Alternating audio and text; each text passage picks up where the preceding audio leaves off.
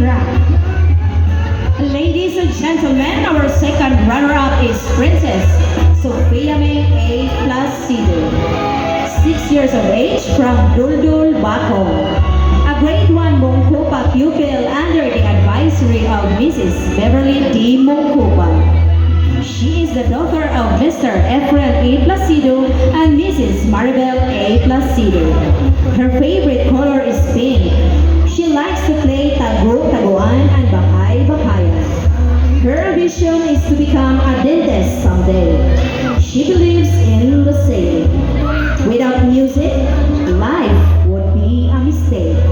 Ladies and gentlemen, our second runner-up, Prince WGM Pabangan and Princess Sofia May A. Placido.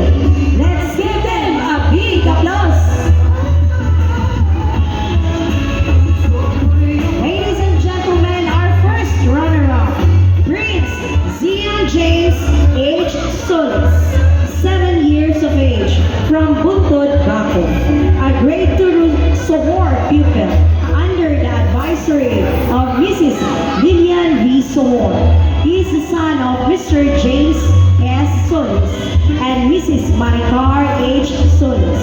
His favorite color is red. He loves to play Drew Garden and Roblox. His ambition is to become an engineer someday. He believes in the saying, don't plan with what is in your pocket. Plan with what is in God's pocket. Ladies and gentlemen, our first runner-up, Princess Maria Rian Yunes M. Yaco, 11 years of age, from Buntod, Baco. A grade 5 Adrake pupil under the advisory of Mrs. Kailide M. Adrake. She is the daughter of Mr. Ricky S. Yaco and Mrs. Angelique M. Yaco. Her favorite color is violet. She likes to play volleyball and Roblox. Her ambition is to become a teacher someday. She believes in the saying, always felt that my greatest asset was not my physical ability. It was my mental ability. Ladies and gentlemen, our first runner-up, Prince Zia James H. Solis and Princess Maria Rian Eunice M. Yaco. Let's give them a big applause.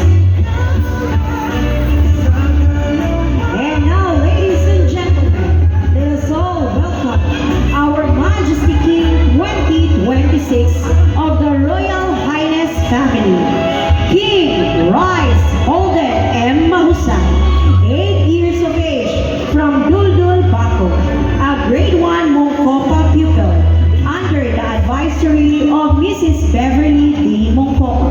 He is the son of Mr. Brian L. Mahusay and Mrs. Grace M. Mahusay. His favorite color is blue.